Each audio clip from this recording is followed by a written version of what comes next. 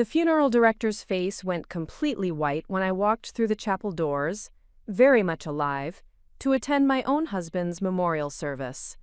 What Marcus didn't know was that I had discovered his elaborate insurance fraud scheme 3 days earlier, and I was about to turn his fake funeral into the most expensive mistake of his life.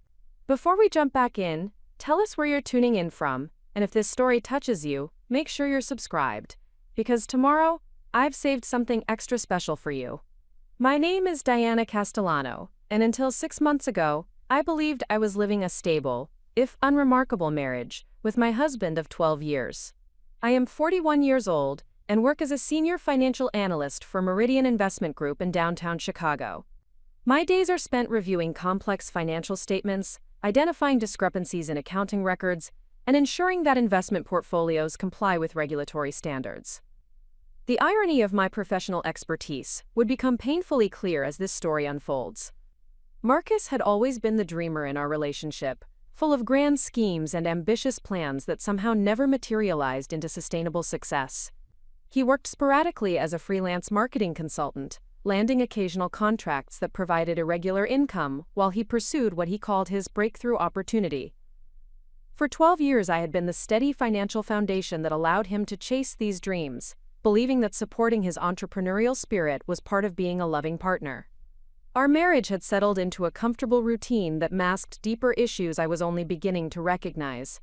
Marcus handled most of our personal financial matters, claiming it freed me to focus on my demanding career at Meridian. I trusted him completely with insurance policies, investment accounts, and household financial planning.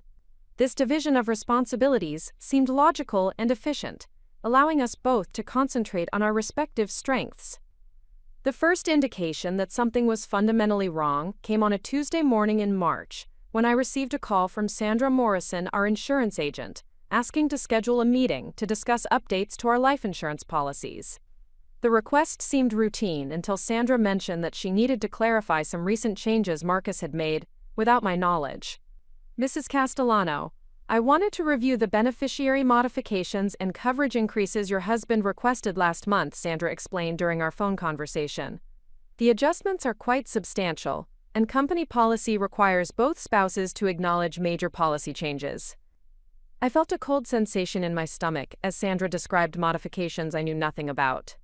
Marcus had increased his life insurance coverage from $200,000 to $800,000, changed the beneficiary structure to eliminate his parents and sister, and added several riders that would increase payouts under specific circumstances. These changes had been processed using forged documents that bore my supposedly notarized signature. The discovery forced me to confront the possibility that my husband was planning something that required substantial life insurance coverage and my ignorance about the details. My professional experience with financial fraud investigations had taught me that sudden, secretive insurance policy changes often preceded elaborate schemes designed to exploit coverage for illegitimate purposes. That evening, I approached Marcus about the insurance modifications with carefully controlled curiosity, rather than direct confrontation. His response revealed both the depth of his deception and his underestimation of my intelligence. He claimed the changes were part of a comprehensive financial planning strategy he had been developing to secure our future, but his explanations contained inconsistencies that would have been obvious to anyone with basic financial knowledge. "Diana, I wanted to surprise you with how well I had been managing our insurance portfolio," Marcus said with the confident smile that had once charmed me but now seemed calculating. "The increased coverage provides better security for both of us, and the beneficiary changes streamline the payout process in case anything happens to either of us." His explanation made no financial sense. The beneficiary modifications he described would actually complicate rather than streamline any potential claims process. More significantly, the substantial increase in premium costs would strain our household budget in ways that contradicted his claims about improved financial security. Marcus was lying to me about something that could have serious legal and financial consequences. Over the following weeks, I began conducting discrete investigations into our financial situation using the same analytical techniques I employed for professional fraud detection. What I discovered revealed the extent of Marcus's deception and the sophistication of his planning for what I was beginning to suspect was an insurance fraud scheme. Marcus had been systematically accumulating debt in both of our names, while hiding the obligations from me through careful manipulation of our mail and online account access. Credit card balances, personal loans, and business financing agreements totaled over $120,000, creating financial pressures that made the increased life insurance coverage appear as a potential solution rather than legitimate protection. More troubling were the patterns I identified in Marcus's recent behavior changes. He had been documenting health complaints that had no basis in reality, creating a paper trail of medical concerns that could support future insurance claims. His internet search history, which I accessed through our shared computer, revealed extensive research into insurance policy terms, claim procedures, and legal precedents for disputed payouts. Most damning was my discovery of communications between Marcus and someone named Vincent Torino, whom I eventually identified as a private investigator with a questionable reputation. Their email exchanges discussed, quote, documentation services and, quote, identity verification procedures, in language that seemed designed to avoid explicit discussion of illegal activities while clearly planning something that required false documentation. The pieces of Marcus's scheme became clear as I continued my investigation with the systematic approach I used for complex financial analysis. He was planning to fake his own death, collect the insurance payout through an accomplice, and presumably start a new life elsewhere, while leaving me to deal with the debt obligations and legal consequences of his fraud. The realization that my husband was planning to betray me in such an elaborate and cruel manner created emotional turmoil that threatened to overwhelm my ability to think clearly. For 12 years, I had trusted him with our financial security, our future plans, and my emotional well-being. Learning that he viewed me as an obstacle to be eliminated, rather than a partner to be protected, was devastating in ways that went beyond simple financial betrayal. However, my professional training in financial investigation provided a framework for channeling my emotional response into constructive action. Rather than confronting Marcus immediately or seeking comfort from friends and family, I decided to gather comprehensive evidence about his scheme while developing a strategy to protect myself and ensure that his fraud attempt would fail catastrophically. The decision to investigate rather than confront required suppressing my natural desire for immediate answers and emotional resolution. I had to continue living with Marcus while knowing about his betrayal, maintaining normal interactions while secretly documenting his activities and preparing for the eventual confrontation that would determine the future of both our lives. This period of secret investigation was psychologically challenging in ways that tested my emotional resilience and professional objectivity. I was simultaneously the investigator and the victim, trying to maintain enough emotional distance to gather evidence effectively while processing the personal devastation of discovering that my marriage was built on manipulation and deception. The most difficult aspect of this situation was recognizing how Marcus had systematically undermined my confidence and autonomy throughout our marriage. His management of our personal finances had been presented as helpful support that allowed me to focus on my career, but I now understood it as a control mechanism that kept me ignorant about our true financial situation and vulnerable to his schemes. The pattern extended beyond financial matters to include social isolation that had gradually separated me from friends and family members who might have provided perspective or support. Marcus had a talent for creating plausible reasons why spending time with others was inconvenient or problematic, slowly reducing my network of independent relationships until he became my primary source of personal validation and guidance. The realization that I had been systematically manipulated for years created anger that fueled my determination to expose Marcus's fraud while protecting myself from the legal and financial consequences of his actions. This was not just about preventing an insurance scam, but about reclaiming my autonomy and demonstrating that his manipulation had ultimately made me stronger rather than more vulnerable.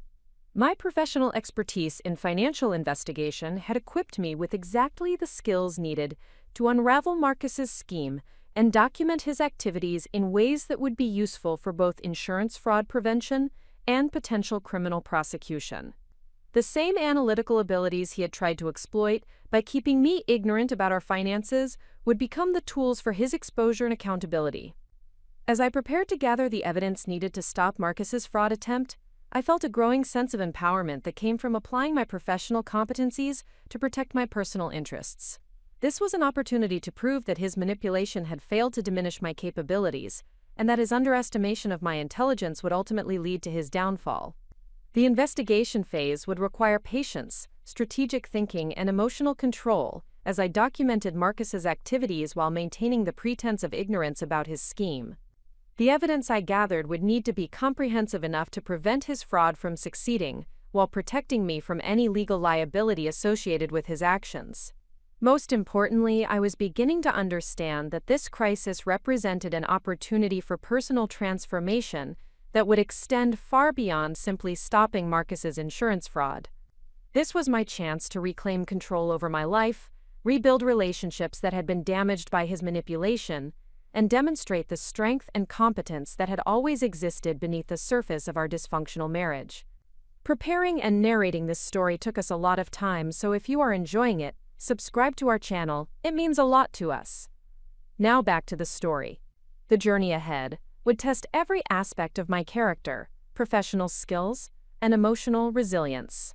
However, for the first time in years, I felt genuinely excited about the future and confident in my ability to navigate whatever challenges Marcus's scheme would create. His attempt to exploit and abandon me would instead become the catalyst for discovering my own power and building a life based on authenticity rather than manipulation. The funeral he was planning would indeed mark the death of someone, but it would be the death of the naive, trusting woman who had allowed herself to be controlled and deceived. In her place would emerge someone stronger, wiser, and determined to build a life where trust was earned rather than assumed, and where strength came from within, rather than from dependence on others. The decision to investigate Marcus systematically rather than confront him immediately required suppressing every instinct I had developed over 12 years of marriage. My natural inclination was to demand explanations, seek reassurance, and attempt to resolve the situation through direct communication. However, my professional experience with financial fraud cases had taught me that premature confrontation often allows perpetrators to destroy evidence, modify their schemes, or accelerate their timelines to avoid detection. The morning after discovering the insurance policy modifications, I began implementing what I privately called Operation Documentation. This systematic approach would leverage my analytical skills and professional resources to gather irrefutable evidence about Marcus's activities, while maintaining the facade of normal marital interaction. The emotional discipline required for this approach was extraordinary, demanding that I compartmentalize my personal devastation while functioning as an objective investigator. My first priority was establishing secure documentation procedures that would protect any evidence I gathered from Marcus's potential interference. I opened a safety deposit box at a different bank branch, created encrypted digital storage accounts using my maiden name, and established communication channels that Marcus could not monitor. These preparations reflected lessons learned from corporate fraud investigations where evidence preservation often determined the success or failure of accountability efforts.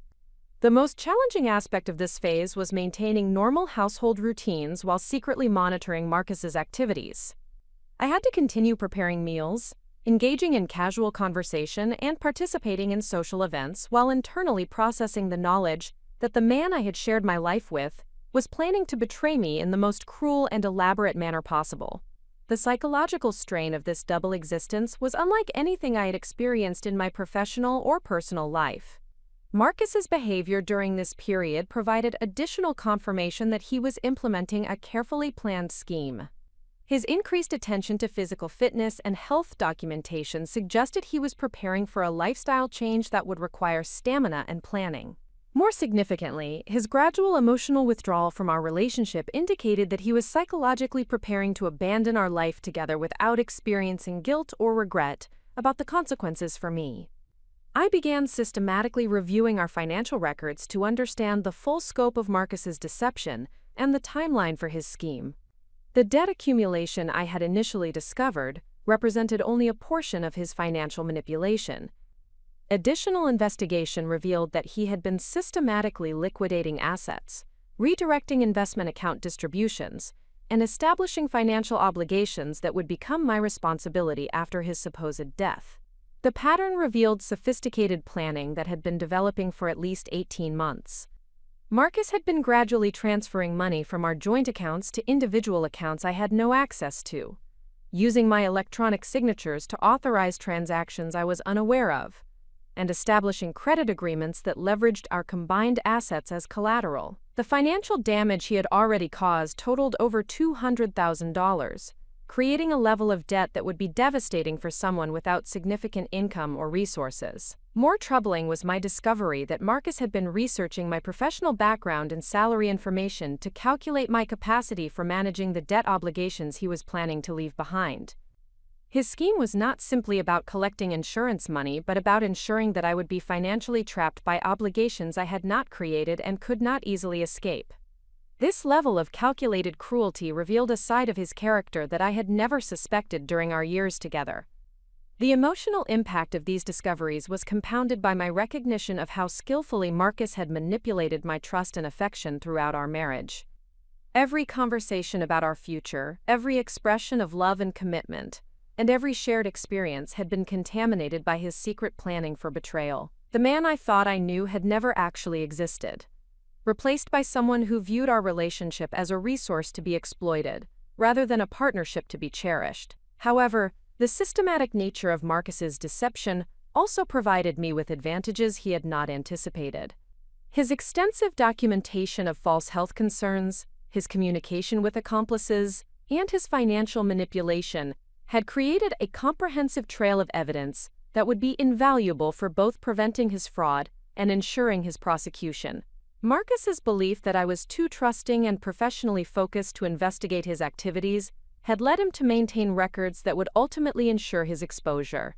The investigation process became a form of therapy that helped me channel my emotional turmoil into constructive action. Each piece of evidence I gathered represented a step toward reclaiming control over my life and demonstrating that Marcus's manipulation had not diminished my capabilities. My professional training in financial analysis provided a framework for understanding his scheme while building confidence in my ability to defeat his plans. During this period, I also began recognizing patterns of manipulation that had characterized our relationship from the beginning. Marcus's management of our social calendar had gradually isolated me from friends and family members who might have provided perspective about his behavior. His control over our financial planning had kept me ignorant about our true situation, while creating dependence that made me vulnerable to his schemes. His emotional manipulation had conditioned me to doubt my own judgment while accepting his explanations for increasingly suspicious activities. The realization that I had been systematically groomed for exploitation created anger that fueled my determination to ensure that Marcus's scheme would fail spectacularly. This was not simply about preventing insurance fraud, but about proving that his manipulation techniques had ultimately made me stronger rather than more vulnerable. The same trust and devotion he had exploited would become the foundation for a methodical response that would demonstrate my true capabilities. My professional network at Meridian Investment Group provided additional resources for understanding Marcus's scheme and developing countermeasures. Without revealing the personal nature of my situation, I consulted with colleagues who specialized in insurance fraud detection, identity verification, and criminal financial investigations. Their insights helped me recognize the sophisticated nature of Marcus's planning, while identifying weaknesses in his approach that I could exploit. The most valuable professional consultation came from Rebecca Chen, a former colleague who now worked for the Illinois Department of Insurance, investigating fraudulent claims. Rebecca's expertise in insurance fraud patterns helped me understand that Marcus's scheme followed a recognizable template that had been attempted by other perpetrators with varying degrees of success. More importantly, she provided insights about evidence collection and documentation that would be valuable for ensuring prosecution. Diana, the cases that result in successful prosecution always involve comprehensive documentation of the perpetrator's planning process, Rebecca explained during a lunch meeting that I had arranged under the pretense of professional networking. Insurance companies and law enforcement agencies need clear evidence of intent, sophisticated planning, and the specific methods used to execute the fraud. Without that documentation, even obvious fraud attempts can be difficult to prosecute effectively.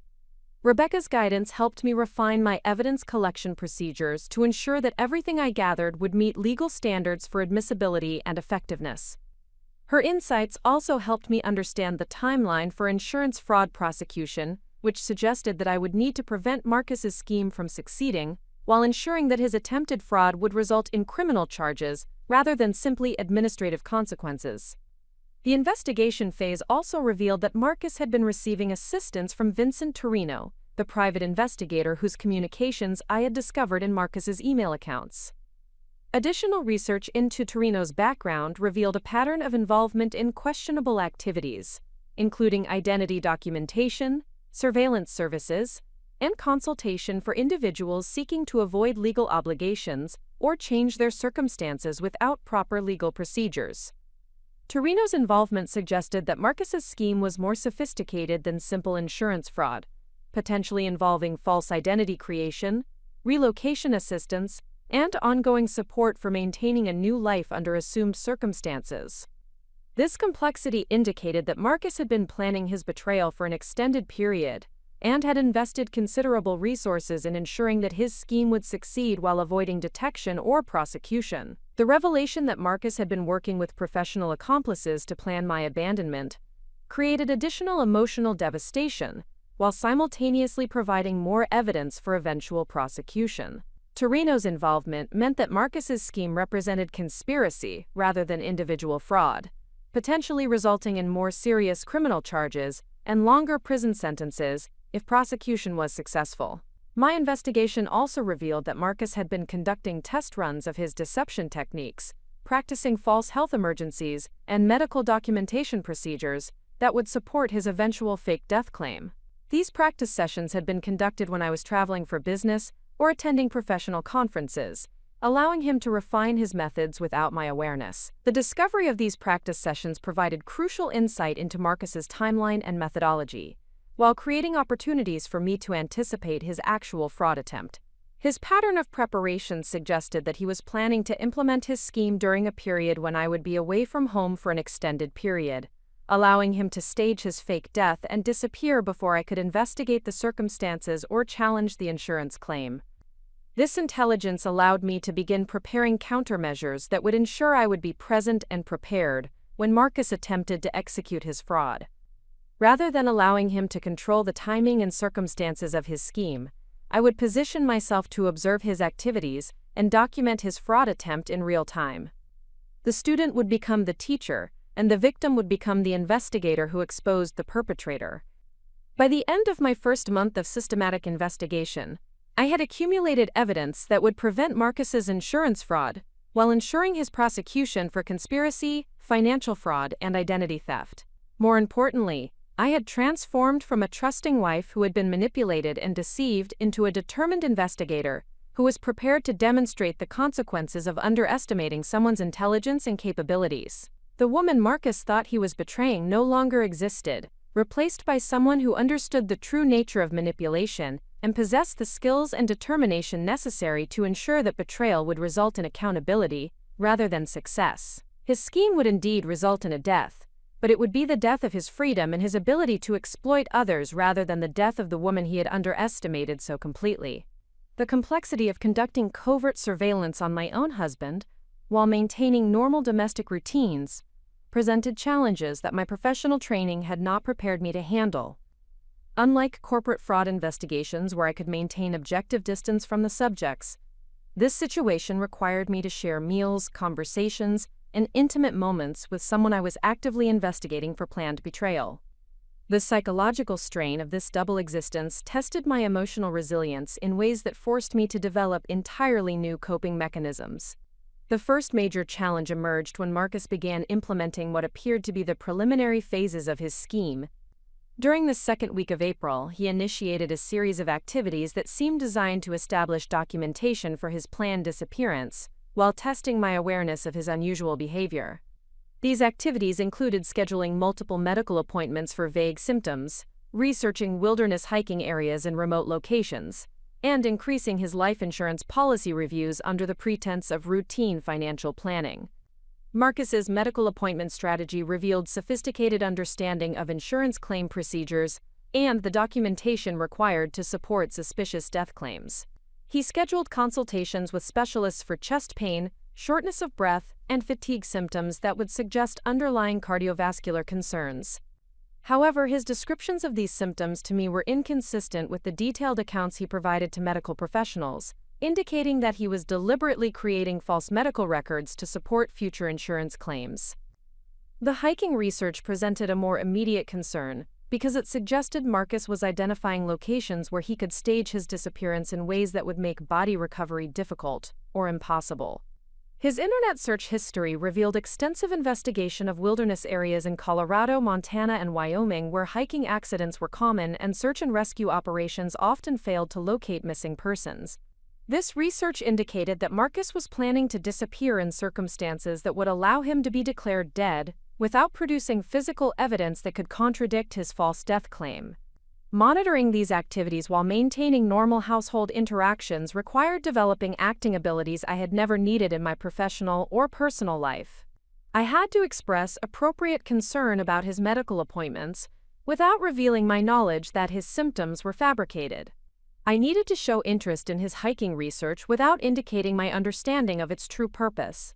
Most challenging, I had to continue sharing physical and emotional intimacy with someone who was actively planning to abandon and financially destroy me. The emotional toll of this deception became evident during our conversations about future plans and shared goals. Marcus would discuss retirement savings, vacation destinations, and home improvement projects with apparent sincerity, while simultaneously implementing a scheme that would make all such plans impossible. His ability to maintain emotional authenticity while planning betrayal revealed a level of psychological sophistication that forced me to reconsider everything I thought I understood about his character and our relationship. My professional background provided frameworks for analyzing Marcus's behavior patterns, but it did not prepare me for the personal devastation of recognizing manipulation techniques that had shaped our entire marriage.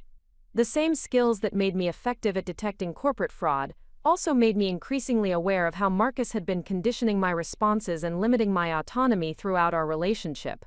Each new insight about his current scheme revealed additional layers of historical manipulation that had been invisible to me until I began viewing our relationship through an investigative lens. The discovery process forced me to confront uncomfortable truths about my own contributions to the dynamic that had made Marcus's manipulation possible. My focus on career advancement had created opportunities for him to manage household finances without oversight.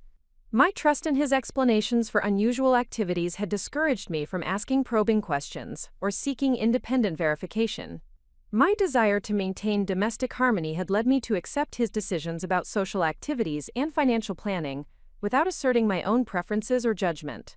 This self-reflection created an additional challenge because it required processing my own role in enabling Marcus's deception while maintaining the focus and objectivity needed to gather evidence about his current scheme. The temptation to blame myself for being naive or inattentive threatened to undermine my confidence in conducting the investigation effectively. However, my professional experience with fraud victims had taught me that self-blame often reflects the manipulator's conditioning rather than the victim's actual failings. The realization that Marcus had been systematically conditioning my responses to discourage independent investigation created anger that initially threatened to compromise my investigative objectivity. However, this anger also provided motivation for ensuring that his scheme would fail completely, while establishing accountability for both his current fraud attempt and his years of financial manipulation. The same emotional investment that made the investigation personally difficult also ensured that I would be thorough and persistent in gathering evidence. My approach to evidence collection evolved as I gained experience with covert surveillance and document acquisition. Initially, I had been cautious about accessing Marcus's personal communications and financial records, concerned about legal implications and ethical boundaries. However, consultation with Rebecca Chen and other professional contacts clarified that gathering evidence of ongoing criminal activity was not only legally permissible, but ethically necessary to prevent fraud and protect potential victims. The technical aspects of monitoring Marcus's communications required developing skills that my financial analysis background had not provided. I learned to access deleted email files, recover internet browsing history, and monitor phone communications without leaving digital traces that could alert Marcus to my surveillance. These technical competencies represented a significant expansion of my investigative capabilities while providing access to evidence that would be crucial for preventing his fraud attempt. Marcus's communications with Vincent Torino revealed the timeline and methodology for his planned disappearance in detail that exceeded my initial estimates of his scheme's sophistication. Their exchanges discussed specific procedures for creating false identity documents, establishing new financial accounts under assumed names, and maintaining secure communication channels that would allow Marcus to access insurance payouts without revealing his survival. The conspiracy involved professional services that would enable Marcus to build an entirely new life while leaving me to manage the legal and financial consequences of his supposed death. The most devastating discovery was Marcus's discussion of contingency plans for handling my potential investigation of his disappearance.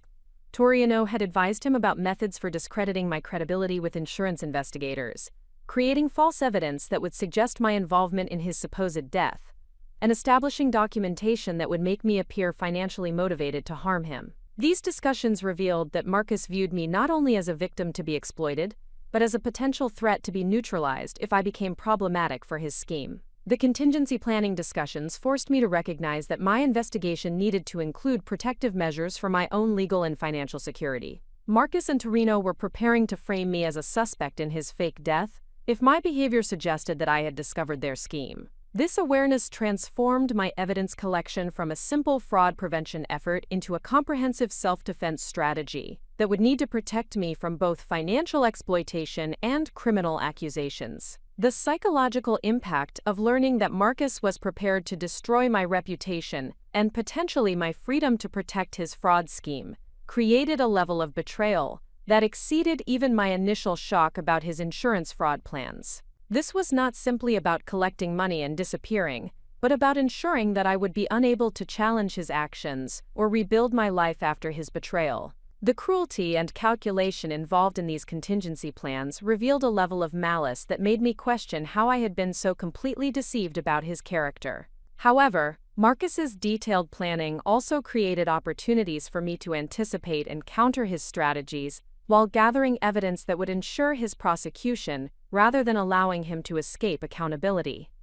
His communications with Torino provided insight into their specific methods and timeline that would allow me to position myself to document their fraud attempt in real time. The same thorough preparation that Marcus believed would ensure his success would actually provide the evidence needed for his conviction. The investigation process was transforming my understanding of my own capabilities while revealing strengths and competencies that I had never been required to develop during my conventional career in marriage. The analytical skills that served me well in financial fraud detection were proving equally valuable for personal protection and criminal investigation. More importantly, the emotional resilience required to maintain my investigation while processing profound betrayal was developing confidence and determination that would serve me well beyond this immediate crisis. My professional network was providing resources and support that demonstrated the value of maintaining independent relationships, despite Marcus's efforts to isolate me socially and professionally. Colleagues who had seemed like casual acquaintances were proving willing to offer expertise and assistance that was crucial for my investigation.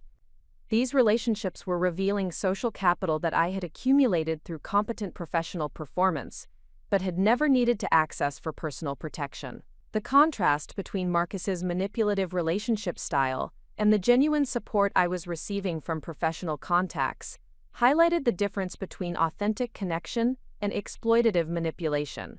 The people who were helping me expected nothing in return except the satisfaction of supporting a colleague in difficulty. Marcus's assistance had always been contingent on maintaining control and extracting benefit from our relationship. This comparison was teaching me to recognize healthy relationship dynamics while appreciating the network of genuine support that existed outside my marriage. By the end of April, my investigation had evolved from simple evidence gathering into comprehensive preparation for a confrontation that would determine the trajectory of both our lives. Marcus's scheme was progressing according to a timeline that would culminate in his staged disappearance during the first week of May, when I was scheduled to attend a professional conference in Denver. His plan assumed that my absence would provide the time and cover needed to implement his fake death while establishing an alibi that would support his insurance claim. The knowledge of his timeline allowed me to begin preparing countermeasures that would ensure his scheme would fail while providing maximum exposure of his criminal activities. Rather than allowing Marcus to control the circumstances of his fraud attempt, I would position myself to observe and document his activities, while ensuring that his betrayal would result in immediate accountability rather than successful escape. The unexpected assistance came from Detective Angela Martinez of the Chicago Police Department's Financial Crimes Unit, who contacted me during the first week of May through a referral from Rebecca Chen.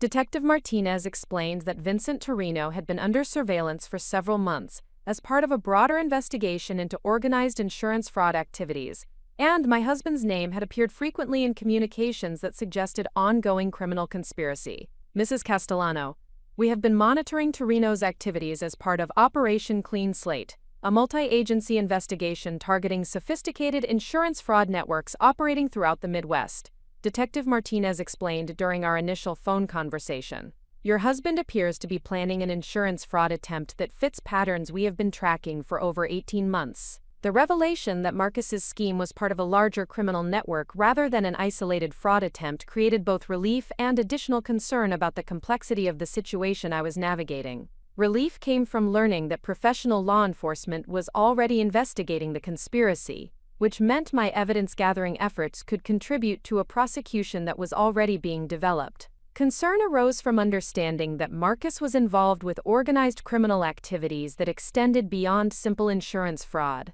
Detective Martinez's offer of cooperation represented validation that my investigation had been proceeding along appropriate lines, while providing access to law enforcement resources that could ensure Marcus's scheme would fail completely. However, the detective also explained that successful prosecution of the broader conspiracy required careful coordination to avoid alerting the subjects that they were under surveillance until sufficient evidence had been gathered to ensure convictions for all participants.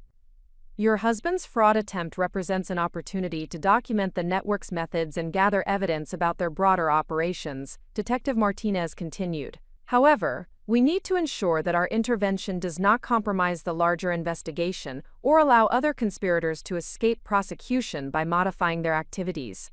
The collaborative approach Detective Martinez proposed would allow me to continue my evidence gathering while ensuring that law enforcement would be positioned to prevent Marcus's fraud attempt and arrest all participants when they attempted to execute their scheme. This coordination would require precise timing and communication to ensure that my safety was protected while maximizing the prosecution potential for all criminal activities involved. The professional validation that came from Detective Martinez's recognition of my investigative work created confidence that extended beyond the immediate situation with Marcus. My systematic approach to evidence gathering had produced documentation that law enforcement professionals considered valuable for criminal prosecution. The analytical skills I had developed through corporate fraud detection were proving applicable to criminal investigation in ways that demonstrated capabilities I had never fully recognized. Detective Martinez arranged a comprehensive briefing that revealed the scope of the criminal network Marcus had become involved with and the sophisticated nature of their operations. Torino's organization specialized in providing complete identity change services for individuals seeking to escape legal obligations, financial responsibilities, or personal relationships. Their clients included people facing bankruptcy, criminal prosecution, civil litigation, and domestic situations they wished to abandon without proper legal procedures. The network's insurance fraud component involved elaborate staging of accidents, deaths, and disappearances that would generate substantial payouts, while allowing the supposed victims to assume new identities and relocate to areas where they could rebuild their lives with financial resources obtained through deception. Marcus's scheme represented a standard template that had been successfully implemented dozens of times over the previous several years. The sophistication of these operations requires extensive planning, professional documentation services, and ongoing support for maintaining false identities, Detective Martinez explained. Torino's network has connections with corrupt medical professionals, document forgers, and financial institutions that facilitate every aspect of the identity change process. The briefing revealed that Marcus's scheme would involve staging a hiking accident in a remote Colorado wilderness area where Torino's associates had previously conducted similar operations. The location had been selected because of its history of legitimate hiking accidents, limited search and rescue capabilities, and terrain that would make body recovery difficult or impossible. Marcus would disappear during what appeared to be a solo hiking expedition, leaving behind evidence suggesting accidental death while actually being transported to a safe location where he could assume his new identity. The insurance claim process would be supported by documentation that Torino's medical contacts had created, establishing a pattern of cardiovascular symptoms that would make accidental death during strenuous hiking activity appear medically plausible. The claim would be filed after a reasonable search period had failed to locate Marcus's body, with the assumption that I would cooperate with the process as a grieving widow seeking financial security after my husband's tragic accident. Learning the specific details of Marcus's planned betrayal created emotional devastation that was compounded by recognition of how thoroughly he had calculated my expected responses to his disappearance. His scheme assumed that I would accept his death as genuine, file the insurance claim as directed, and use the proceeds to manage the debt obligations he had created. The plan relied on my trust, grief, and financial desperation to ensure that I would unknowingly facilitate his fraud while becoming legally liable for any consequences if the scheme were later exposed. The realization that Marcus had been studying my psychological patterns and financial situation to design a fraud that would exploit my expected emotional responses revealed a level of calculated manipulation that exceeded even my growing understanding of his true character. This was not simply about collecting insurance money, but about ensuring that I would be psychologically and financially trapped in ways that would prevent me from investigating his disappearance or challenging the circumstances of his supposed death. Detective Martinez's explanation of how the network typically handled potential complications provided insight into the contingency plans Marcus and Torino had discussed in their communications. If spouses or other family members became suspicious about the circumstances of a client's disappearance, the network had procedures for discrediting their concerns, creating false evidence that suggested alternative explanations for suspicious behavior, and, if necessary, framing skeptical family members as suspects in the supposed victim's death. These organizations understand that successful insurance fraud requires managing all potential sources of exposure, Detective Martinez warned. They are prepared to sacrifice clients' family members to protect their operations if those family members pose threats to the success of their schemes.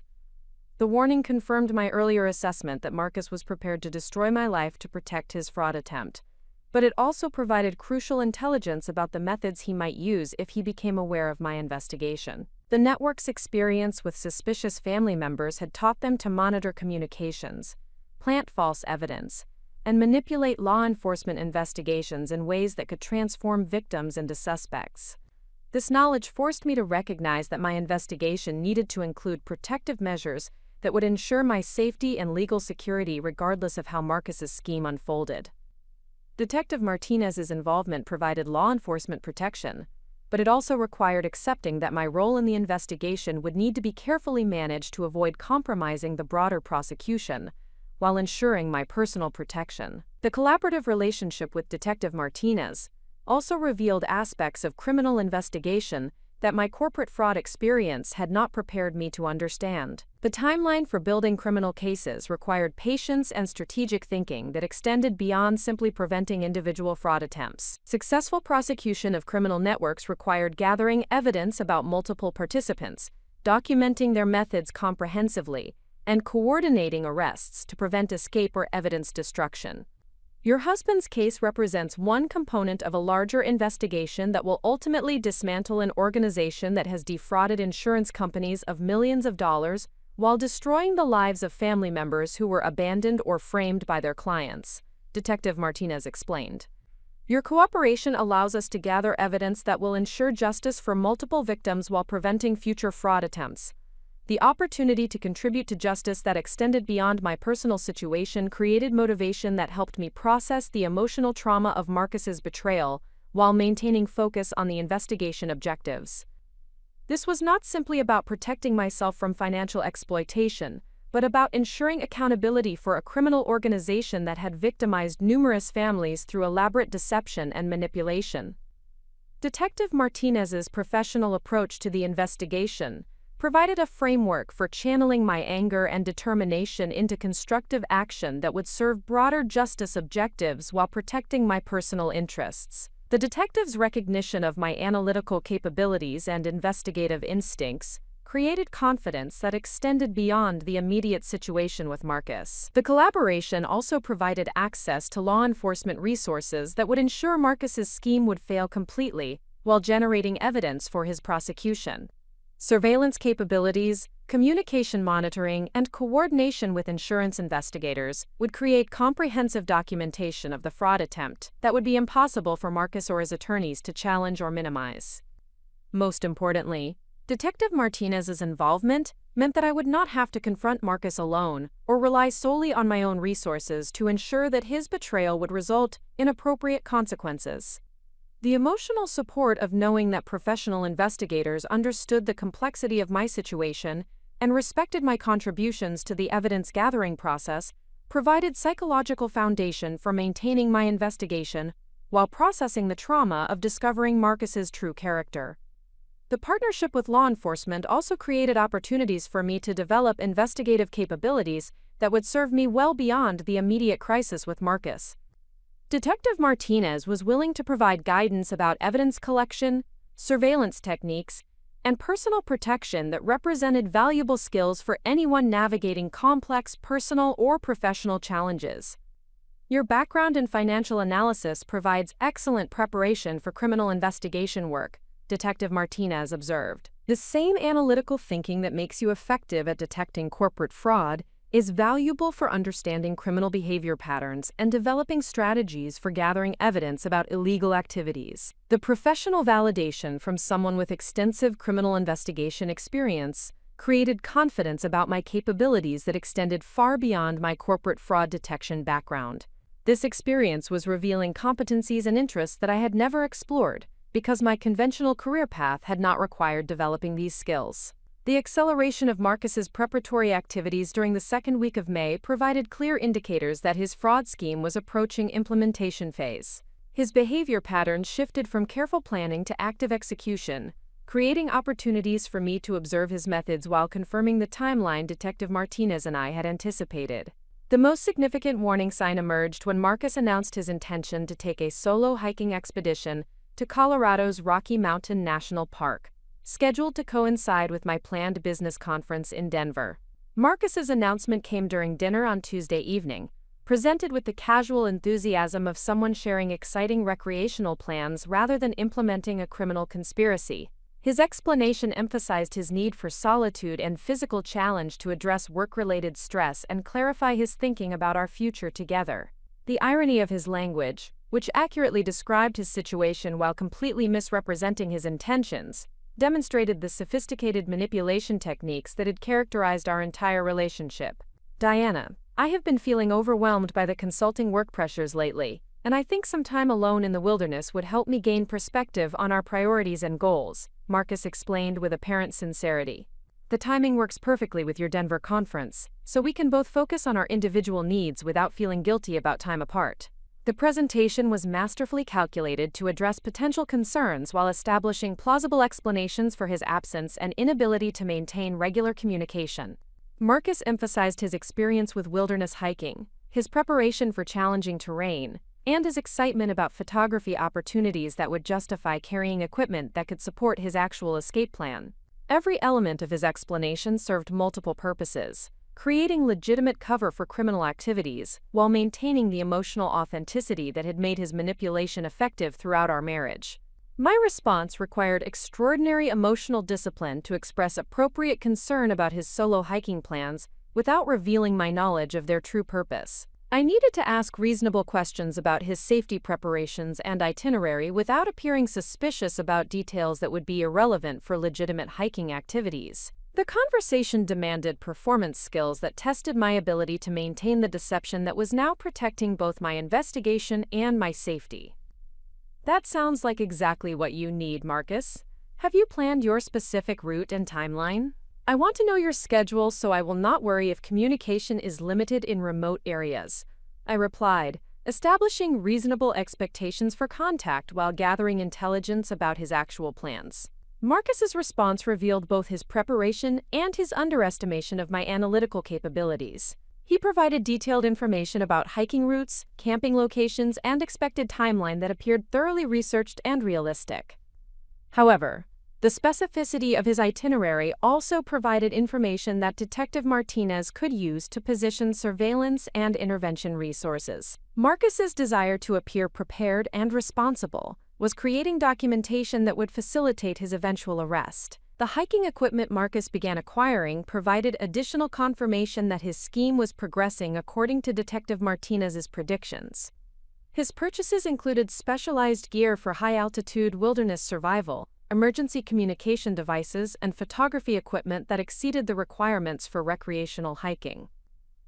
More significantly, he acquired items that suggested he was preparing for activities that would require concealing his identity or surviving independently for extended periods. The most revealing purchase was a comprehensive first aid kit that included supplies for treating serious injuries and medications that would support extended medical treatment without professional assistance. These items suggested that Marcus was preparing for scenarios that could involve genuine physical danger or the need to simulate injury or illness as part of his disappearance staging. The medical supplies also indicated that his scheme might involve more complex deception than simply disappearing during a hiking accident. Marcus's communication patterns during this period provided insight into his coordination with Vincent Torino and other conspirators, while revealing his psychological preparation for abandoning our life together. His phone conversations became more frequent and secretive, often conducted outside our home or during times when he believed I was occupied with work activities. The pattern suggested that final preparations were being coordinated,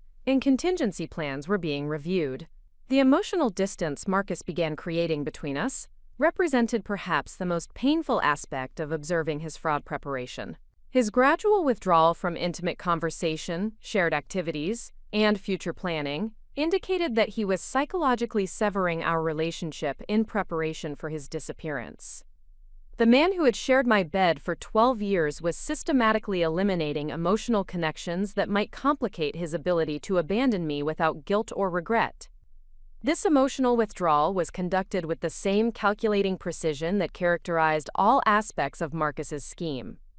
He maintained enough affection and attention to avoid raising suspicions about relationship problems, while gradually reducing his investment in our shared life. His approach demonstrated sophisticated understanding of how to manipulate emotional relationships while protecting his own psychological comfort during the deception process. The financial preparation Marcus conducted during this period revealed the extent of his planning while providing additional evidence for Detective Martinez's investigation. He systematically liquidated remaining shared assets, transferred funds to accounts I could not access, and created financial obligations that would become my responsibility after his supposed death. These activities represented the final phase of his systematic theft of our joint resources. The most disturbing discovery was Marcus's creation of false documentation that would suggest I had been experiencing financial stress and marital difficulties that could provide motive for harming him. He had been manipulating our joint credit card statements, creating artificial patterns of spending that would appear suspicious to insurance investigators. These documents were designed to support Torino's contingency plans for framing me as a suspect if my behavior suggested awareness of their scheme. The realization that Marcus was actively creating evidence that could be used to incriminate me if his fraud attempt was discovered created fear that went beyond concern about financial exploitation. This was not simply about theft and abandonment, but about ensuring that I would be unable to challenge his actions or rebuild my life after his betrayal. The level of malice involved in these preparations revealed character traits that I had never suspected despite 12 years of marriage.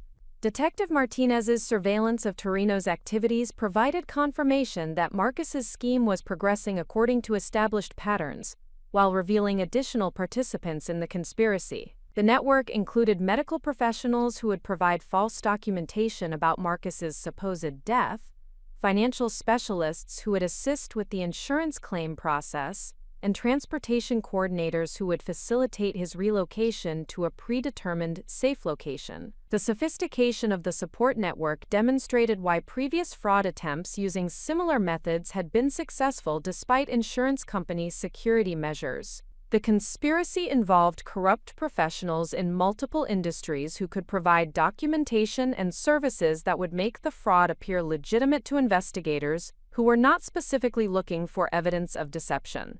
Your husband's case represents one of the most comprehensive fraud schemes we have encountered in terms of planning detail and resource coordination, Detective Martinez explained during one of our regular briefings. The network has refined their methods through dozens of previous operations, which makes them extremely effective but also predictable in their approach. The predictability of the network's methods provided advantages for law enforcement intervention while creating opportunities for me to anticipate Marcus's actions and prepare appropriate responses. Detective Martinez's experience with similar cases allowed her to provide guidance about timing, evidence collection, and personal protection that would ensure my safety, while maximizing prosecution potential. The psychological impact of observing Marcus's final preparations while maintaining normal household routines created stress that tested my emotional resilience in unprecedented ways. I was required to continue cooking meals, having conversations, and sharing physical intimacy with someone who was actively planning to destroy my life. The cognitive dissonance between his apparent affection and his actual intentions created mental strain that threatened to overwhelm my ability to maintain the investigation effectively. However, the systematic nature of my evidence collection provided psychological anchor that helped me process the emotional trauma while maintaining focus on investigative objectives. Each piece of evidence I gathered represented progress toward ensuring that Marcus's betrayal would result in accountability rather than successful escape. The investigation became a form of therapy that channeled my anger and hurt into constructive action. The professional validation I continued to receive from Detective Martinez and her colleagues provided confidence that extended beyond the immediate situation with Marcus. Law enforcement professionals recognized my analytical capabilities and investigative instincts as valuable contributions to criminal investigation. This recognition was building self-assurance that would serve me well regardless of how the current crisis resolved. The contrast between Marcus's manipulative relationship style and the authentic professional relationships I was developing through the investigation highlighted differences between exploitative and supportive human connections. Detective Martinez and her colleagues expected nothing from me except competent participation in legitimate law enforcement activities. Their support was based on mutual respect rather than control and manipulation. My preparation for Marcus's fraud attempt also required developing emotional readiness for the confrontation that would ultimately expose his scheme and end our marriage. The accumulation of evidence about his betrayal was creating psychological distance that would allow me to act decisively when the time came to prevent his fraud and ensure his prosecution. The woman he thought he was deceiving was being replaced by someone who understood manipulation techniques and possessed the determination to ensure accountability. The final warning sign came when Marcus began displaying nervous excitement that suggested his scheme was approaching implementation. His behavior combined anticipation about his upcoming hiking expedition with underlying anxiety about executing complex criminal activities. The emotional tension he was experiencing provided confirmation that his fraud attempt would occur according to the timeline Detective Martinez and I had predicted. By the third week of May, all indicators suggested that Marcus would implement his disappearance scheme during the final week of the month, when I was scheduled to be attending my professional conference in Denver. His assumption that my absence would provide cover for his activities would instead ensure that I would be positioned to observe and document his fraud attempt, while law enforcement resources were prepared to intervene at the optimal moment for gathering evidence and ensuring prosecution. The comprehensive scope of Marcus's deception became fully apparent during the final week of May, when Detective Martinez's surveillance operation captured communications that revealed the complete timeline and methodology for his fraud scheme. The intercepted conversations between Marcus and Vincent Torino documented not only the specific procedures for staging his disappearance, but also the extensive preparation that had been conducted to ensure my cooperation with the insurance claim process and my inability to challenge the circumstances of his supposed death. The revelation that emerged from these communications exceeded even my growing understanding of Marcus's calculated betrayal. His scheme involved not only faking his death and collecting insurance money, but also ensuring that I would be psychologically and financially destroyed in ways that would prevent me from investigating his disappearance or rebuilding my life independently. The level of systematic cruelty embedded in his planning demonstrated malice that went far beyond simple financial fraud.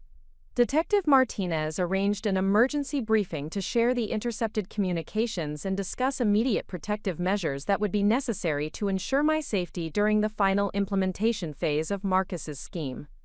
The briefing revealed that Torino's organization had been monitoring my activities for several weeks to ensure that I had not discovered their plans and to gather intelligence that could be used to manipulate my responses to Marcus's disappearance. Mrs. Castellano, the surveillance your husband authorized represents a serious escalation in the threat level you are facing, Detective Martinez explained with unusual gravity. Torino's people have been documenting your daily routines, professional activities, and personal relationships to ensure that they can predict and control your behavior after your husband's supposed death. The knowledge that professional criminals had been observing my movements while I conducted my own investigation created fear that was compounded by recognition of how vulnerable I had been despite my careful preparation. My assumption that I was conducting covert surveillance of Marcus had been incorrect. The conspiracy had been monitoring both of us while allowing me to believe that my investigation was proceeding undetected. The intercepted communications revealed specific plans for manipulating my emotional state and decision-making process following Marcus's staged disappearance. Torino's organization had developed psychological profiles based on their surveillance that would guide their approach to ensuring my cooperation with the insurance claim, while preventing me from conducting independent investigation of the circumstances surrounding his supposed death. The manipulation strategy involved creating artificial time pressure that would force me to file insurance claims quickly without thorough investigation, providing false emotional support through planted contacts who would discourage skeptical thinking, and if necessary, creating manufactured evidence that would suggest alternative explanations for any suspicious circumstances I might identify. The sophistication of these psychological manipulation techniques demonstrated professional expertise in exploiting grief and confusion to achieve criminal objectives. The most disturbing aspect of the communications was Marcus's detailed discussion of my psychological vulnerabilities and the specific manipulation techniques that had proven effective throughout our marriage. He provided Torino's organization with intimate knowledge about my insecurities, emotional triggers, and decision-making patterns that could be exploited to ensure my compliance with their objectives. The conversations revealed that Marcus had been systematically studying my psychological responses for years to develop strategies for controlling my behavior. Your husband has provided extensive psychological analysis that demonstrates sophisticated understanding of manipulation techniques, Detective Martinez explained while reviewing transcripts of the intercepted communications. He has been conditioning your responses throughout your marriage to ensure that you would react predictably to his disappearance and follow the course of action that would benefit his fraud scheme. The realization that every aspect of our relationship had been calculated to prepare me for exploitation created emotional devastation that threatened to overwhelm my ability to process the information objectively. Marcus had not simply planned to betray me, but had been systematically grooming me for betrayal throughout our entire marriage. Every expression of love, every shared experience, and every intimate conversation had been contaminated by his strategic planning for eventual abandonment and exploitation. The intercepted communications also revealed contingency plans for handling my potential non-cooperation with the insurance claim process, or any indication that I suspected the circumstances of Marcus's disappearance. These plans included strategies for discrediting my mental stability, creating false evidence that would suggest my involvement in his supposed death, and, if necessary, eliminating me as a threat to their operation through methods that would appear accidental or self-inflicted. The contingency planning discussions documented Marcus's willingness to authorize violence against me if I became problematic for his fraud scheme. The conversations revealed that he viewed me not as a human being deserving protection, but as a potential obstacle to be managed through whatever means proved necessary to ensure his successful escape and financial gain. The level of dehumanization embedded in these discussions exceeded even the most pessimistic assessments I had developed about his character. Detective Martinez's analysis of the intercepted communications provided crucial intelligence about the timeline and methodology for Marcus's planned disappearance, while revealing opportunities for law enforcement intervention that would ensure comprehensive evidence collection and successful prosecution of all participants. The communications had documented the conspiracy so thoroughly that conviction would be virtually certain if the evidence could be properly preserved and presented. The arrogance of these criminals in discussing their methods so explicitly provides us with exactly the evidence needed to ensure successful prosecution, Detective Martinez observed. Your husband and his associates have essentially provided complete documentation of their criminal conspiracy while believing that their communications were secure from law enforcement monitoring. The professional confidence Detective Martinez expressed about prosecution potential provided psychological foundation for processing the emotional trauma of discovering the full extent of Marcus's betrayal. The evidence gathered through our collaborative investigation would ensure that his cruel manipulation would result in appropriate legal consequences rather than successful escape and continued exploitation of other victims. The intercepted communications also revealed information about previous fraud schemes conducted by Torino's organization and the fate of family members who had been abandoned by clients who utilized their services. The pattern revealed that Marcus's treatment of me was consistent with standard operating procedures that had been refined through numerous previous operations. The organization specialized in helping clients abandon family obligations while ensuring that abandoned family members would be unable to challenge their actions or seek accountability. The documentation of previous cases provided insight into the long-term consequences that Marcus had planned for me while demonstrating the systematic nature of the organization's criminal activities. Family members who had been abandoned through similar schemes had experienced financial devastation, legal complications, and psychological trauma that had destroyed their ability to rebuild their lives independently. Marcus had been planning to inflict this suffering deliberately, while believing that he would escape all consequences for his actions. However, the comprehensive documentation of the conspiracy also provided opportunities for justice that extended beyond my individual situation. The evidence gathered through our investigation would enable law enforcement to prosecute not only Marcus and Torino, but also the network of corrupt professionals who had supported multiple fraud schemes over several years. The case would result in accountability for systematic criminal activities that had victimized numerous families.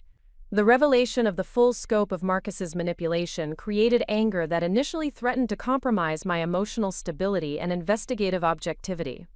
The recognition that our entire marriage had been a calculated deception designed to prepare me for eventual exploitation challenged fundamental assumptions about human relationships and personal judgment that had guided my life for decades.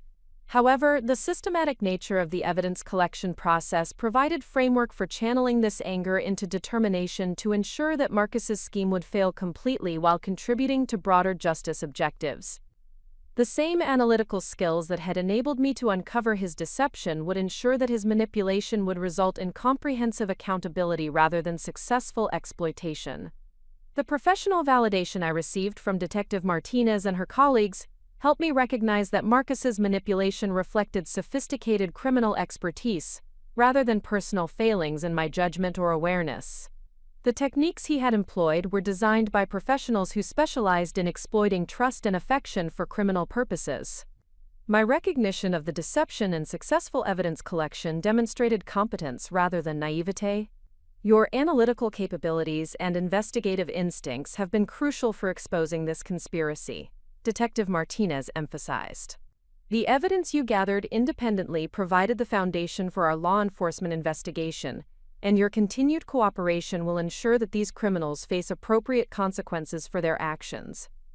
The recognition that my professional skills and personal determination had been essential for uncovering and documenting the conspiracy created confidence that would serve me well beyond the immediate crisis with Marcus. The experience was revealing capabilities and strengths that I had never been required to develop through conventional career and personal challenges. The complete revelation of Marcus's manipulation also provided clarity about the path forward and the decisions that would be necessary to ensure my protection and his accountability. The evidence-gathering phase of my investigation was complete. The time had arrived for direct action that would prevent his fraud scheme while ensuring that his betrayal would result in immediate and comprehensive consequences. The woman Marcus thought he had been manipulating and preparing for exploitation no longer existed. Replaced by someone who understood criminal manipulation techniques and possessed the determination and resources necessary to ensure that his cruelty would be met with decisive action and appropriate justice. The weight of discovering that my entire marriage had been an elaborate preparation for betrayal created psychological isolation that was more profound than any physical separation could have produced. Despite Detective Martinez's professional support and the validation of my investigative capabilities, the fundamental questions about my judgment and perception of reality threatened to undermine my confidence in continuing the mission to expose Marcus's fraud scheme. The revelation that every intimate moment, every shared decision, and every expression of love had been calculated manipulation forced me to confront the possibility that I had been living in a fabricated reality for 12 years. The most devastating aspect of this realization was not simply the betrayal itself, but the recognition that my professional expertise in detecting financial fraud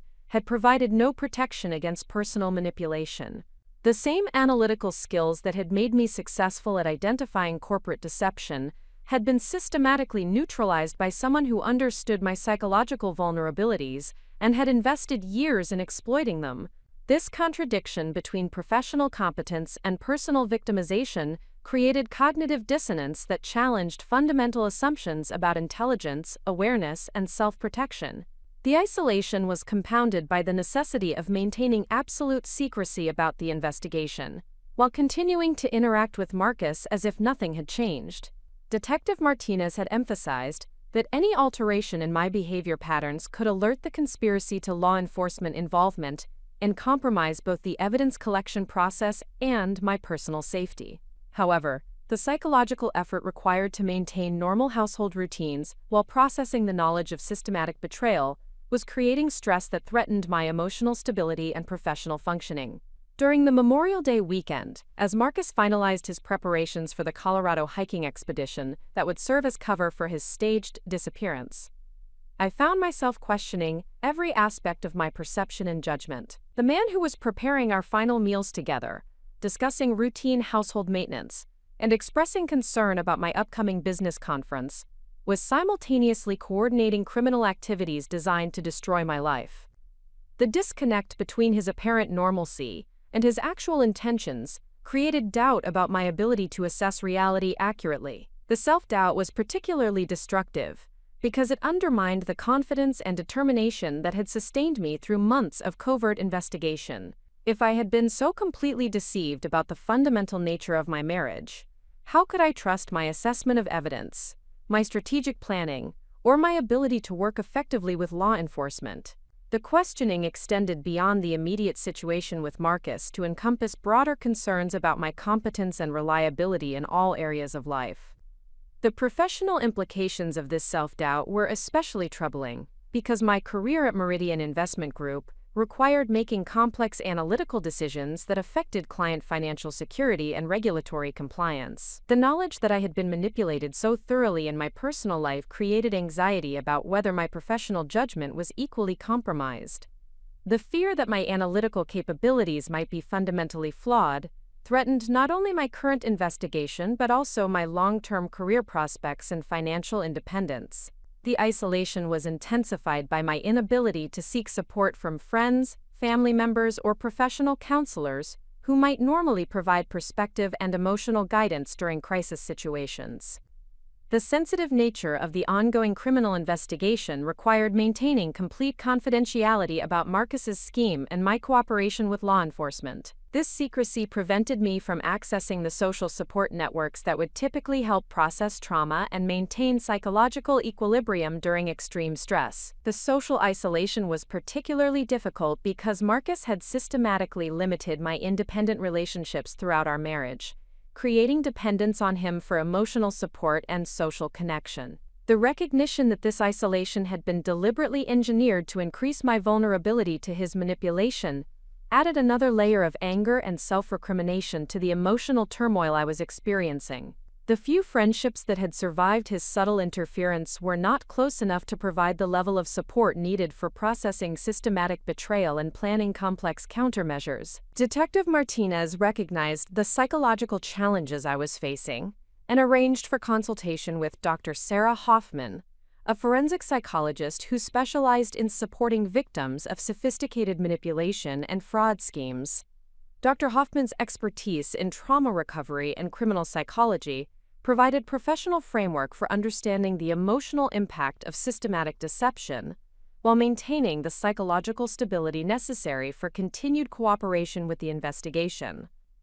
Mrs. Castellano, the manipulation techniques your husband employed represent professional-level psychological exploitation that would be effective against intelligent, educated individuals, regardless of their awareness or analytical capabilities, Dr. Hoffman explained during our initial consultation. The systematic nature of his conditioning and the duration of his manipulation created psychological vulnerabilities that even experienced mental health professionals might not recognize in their own relationships. Dr. Hoffman's analysis helped me understand that Marcus's manipulation had been designed by experts who understood how to exploit normal human psychological processes, particularly the tendency to trust intimate partners and interpret their behavior through filters of affection and shared history. The conditioning I had experienced was not evidence of personal weakness or professional incompetence, but demonstration of sophisticated criminal techniques that required specialized knowledge to recognize and resist. The therapeutic consultation provided crucial perspective about the relationship between professional competence and personal vulnerability that helped resolve the cognitive dissonance I was experiencing. Dr. Hoffman explained that financial fraud detection skills, while valuable, were not designed to identify intimate manipulation techniques that exploited emotional connections rather than purely analytical relationships. The expertise required for recognizing personal manipulation was distinct from corporate fraud detection and required different training and awareness. Your analytical capabilities actually represent advantages in recovering from this manipulation because you can apply systematic thinking to understand the techniques that were used against you, Dr. Hoffman observed. The same skills that made you effective at financial analysis will help you process this experience objectively and develop strategies for protecting yourself from future manipulation. The professional validation from both Detective Martinez and Dr. Hoffman helped counteract the self-doubt that was threatening to undermine my effectiveness in the final phases of the investigation. Their recognition of my analytical capabilities and emotional resilience provided external perspective that balanced the internal questioning created by discovering the extent of Marcus's deception. This professional support was crucial for maintaining the psychological stability necessary for executing the confrontation that would expose his fraud scheme. The consultation with Dr. Hoffman also provided strategies for managing the emotional stress of continuing to live with Marcus while knowing about his planned betrayal. The psychological techniques she recommended included compartmentalization methods that would allow me to maintain investigative objectivity while processing personal trauma, stress management approaches that would preserve my emotional stability during high-pressure situations, and self-protection strategies that would help me recognize and resist additional manipulation attempts. The most valuable insight from the therapeutic consultation was understanding that my recognition of Marcus's manipulation and my successful evidence collection demonstrated emotional strength and intellectual capability rather than weakness or failure. The ability to overcome conditioning that had been designed by professionals to be undetectable reflected resilience and competence that would serve me well in rebuilding my life after his prosecution and imprisonment.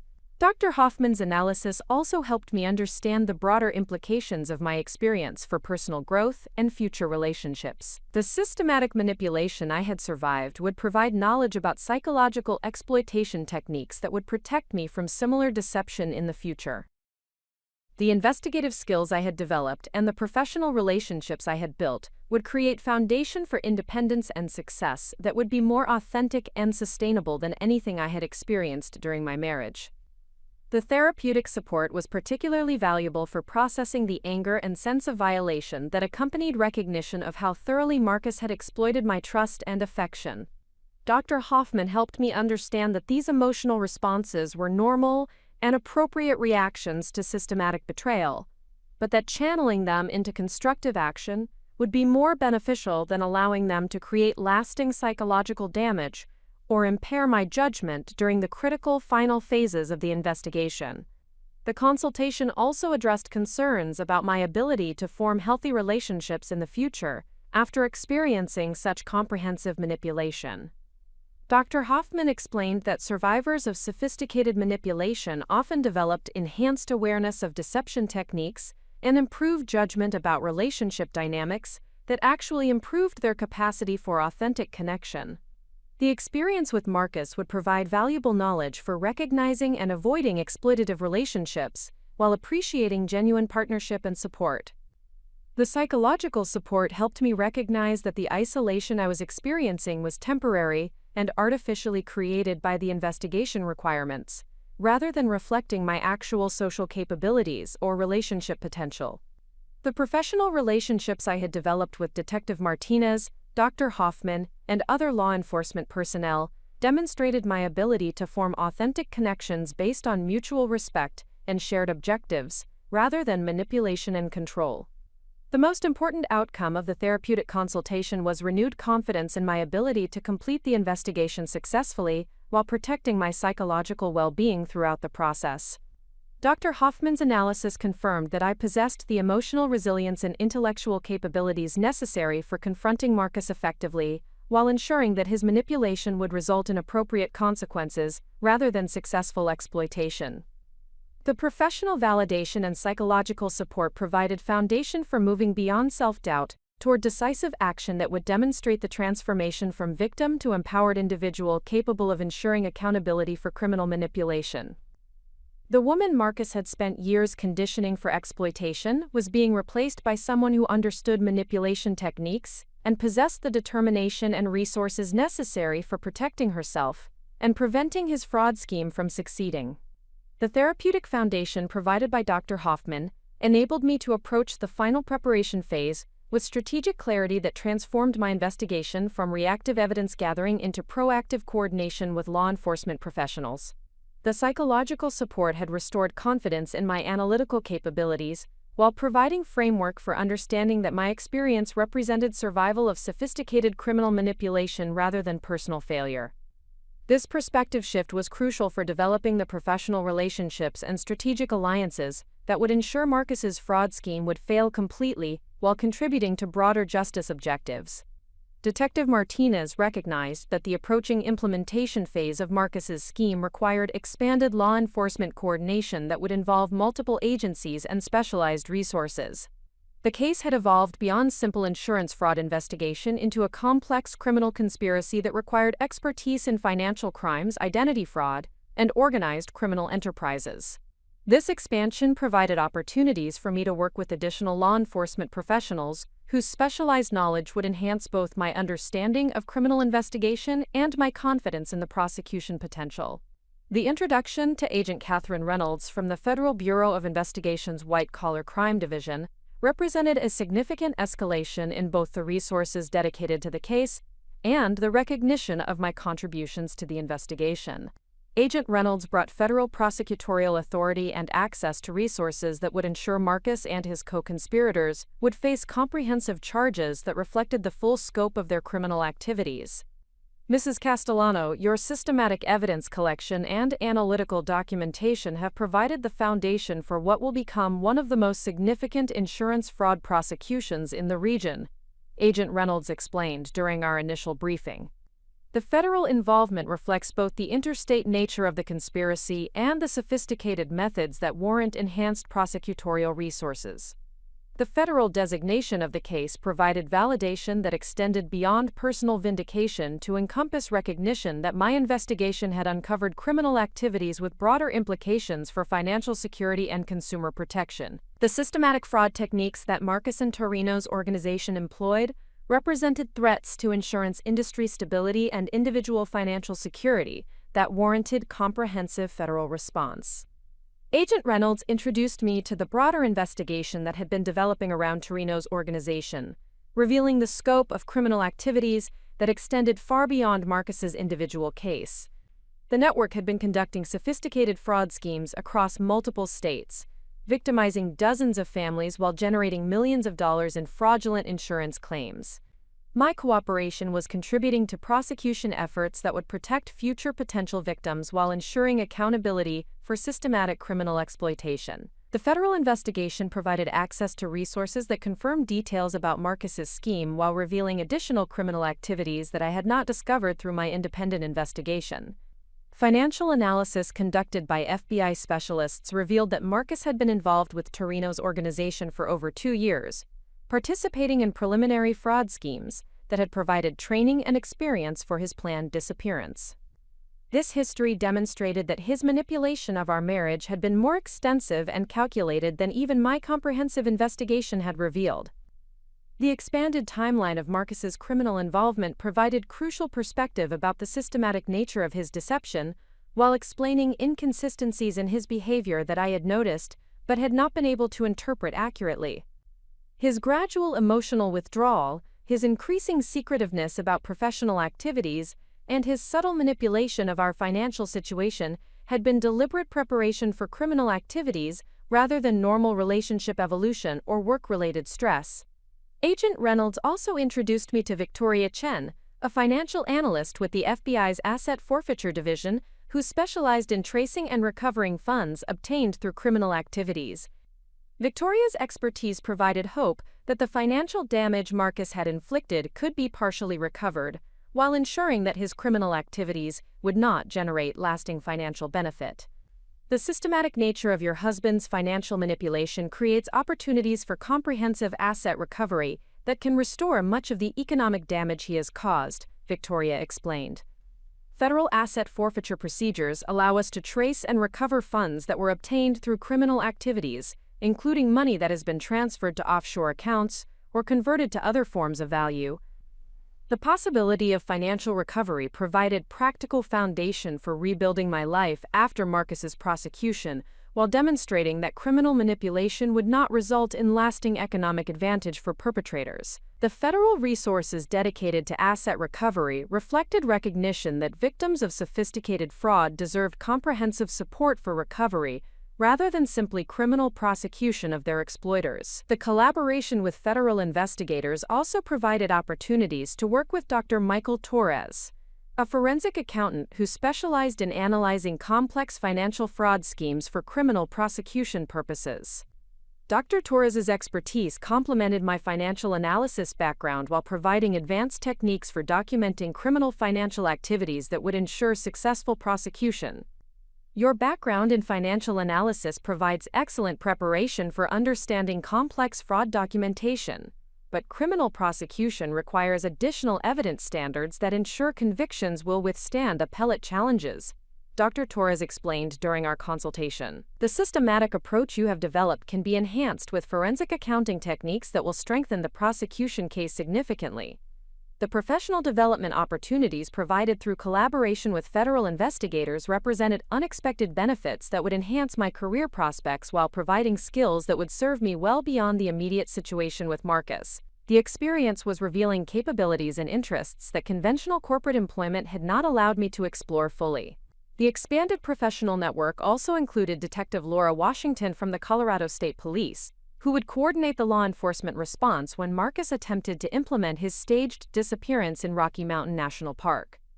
Detective Washington's expertise in wilderness search and rescue operations provided crucial insights about the specific methods Marcus planned to use, while ensuring that law enforcement would be positioned to document his fraud attempt comprehensively. The location your husband selected for his staged disappearance has been used for similar fraud schemes previously, which provides us with detailed knowledge about the methods typically employed and the evidence that can be gathered, Detective Washington explained. Our preparation will ensure that his fraud attempt will be documented from multiple perspectives while protecting your safety throughout the process. The coordination with Colorado law enforcement provided confidence that Marcus's scheme would be prevented effectively while generating evidence that would ensure successful prosecution.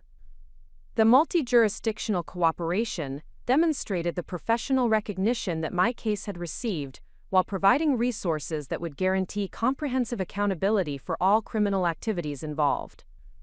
The professional relationships I was developing through the investigation provided stark contrast to the manipulative dynamics that had characterized my marriage with Marcus. These authentic professional connections were based on mutual respect, shared objectives, and recognition of individual capabilities, rather than control and exploitation. The experience was teaching me to recognize healthy relationship patterns while appreciating the value of genuine collaboration and support. The most significant addition to my support network came through introduction to Jennifer Martinez, a victim advocate with the Federal Bureau of Investigation, who specialized in supporting individuals who had experienced sophisticated manipulation and fraud. Jennifer's expertise in trauma recovery and victim empowerment provided additional psychological support while connecting me with other survivors who had overcome similar experiences. Your experience with systematic manipulation and your successful resistance to criminal exploitation demonstrate resilience and capability that can inspire other victims while contributing to improved law enforcement responses to complex fraud schemes, Jennifer explained. The strength you have developed through this experience represents valuable knowledge that can help others who face similar challenges. The connection with other fraud survivors provided perspective about recovery and rebuilding that complemented the therapeutic support I was receiving from Dr. Hoffman. The shared experiences revealed that recovery from sophisticated manipulation was not only possible, but could result in enhanced awareness and capability that provided protection against future exploitation, while creating opportunities for helping others. The victim advocacy support also provided practical guidance about legal procedures, financial recovery processes, and protective measures that would ensure my safety and security throughout the prosecution and beyond. Jennifer's expertise helped me understand my rights and options while preparing for the various challenges that would arise during the criminal justice process. The expanded support network was transforming my understanding of the investigation from personal protection effort into contribution to broader justice objectives that would benefit multiple victims and prevent future criminal exploitation. The professional relationships I had developed represented authentic connections that would continue beyond the immediate crisis while providing foundation for career development and personal growth. The most valuable aspect of the expanded professional network was the recognition that my analytical capabilities and investigative instincts represented transferable skills that could be applied to various career opportunities in criminal justice, financial investigation, and victim advocacy. The experience was revealing interests and aptitudes that had been suppressed during my marriage but represented genuine aspects of my personality and professional potential. Agent Reynolds discussed potential career opportunities in federal law enforcement that would allow me to apply the skills I had developed while contributing to investigations that protected other potential victims. The possibility of transforming my traumatic experience into meaningful career development provided hope and direction for rebuilding my life after Marcus's prosecution. The professional validation and career opportunities emerging from my investigation experience demonstrated that Marcus's manipulation had ultimately failed to achieve its intended objectives. Rather than destroying my capability and independence, his betrayal had revealed strengths and competencies that would enable me to build a more authentic and fulfilling life than anything I had experienced during our marriage. The woman Marcus had attempted to exploit and abandon was being replaced by someone who understood criminal manipulation techniques, possessed valuable investigative capabilities, and had developed a network of professional relationships that would support continued growth and contribution to justice objectives. His scheme would indeed result in transformation, but the transformation would demonstrate my strength rather than his successful exploitation. The final confrontation began on Wednesday morning, May 30th, when Marcus announced his departure for Colorado, with the casual confidence of someone implementing a carefully planned operation. His demeanor reflected the satisfaction of a professional who had completed thorough preparation and anticipated successful execution of complex objectives. The irony of his confidence provided psychological foundation for maintaining my composure during interactions that would determine whether his elaborate fraud scheme would succeed or result in comprehensive criminal prosecution. Agent Reynolds had positioned federal surveillance resources throughout our neighborhood to document Marcus's departure while ensuring my safety during the critical transition period when he would be most vulnerable to suspicion about my awareness of his true intentions. The surveillance coordination required precise timing to capture evidence of criminal activity while avoiding premature intervention that could compromise prosecution objectives or create safety risks for law enforcement personnel. Marcus's preparation routine that morning followed patterns that had been predicted through analysis of similar fraud schemes conducted by Torino's organization. His equipment loading, route planning, and communication procedures reflected professional training in staging disappearances while maintaining plausible explanations for all activities. However, his adherence to established patterns also ensured that law enforcement resources were positioned to document every aspect of his fraud implementation.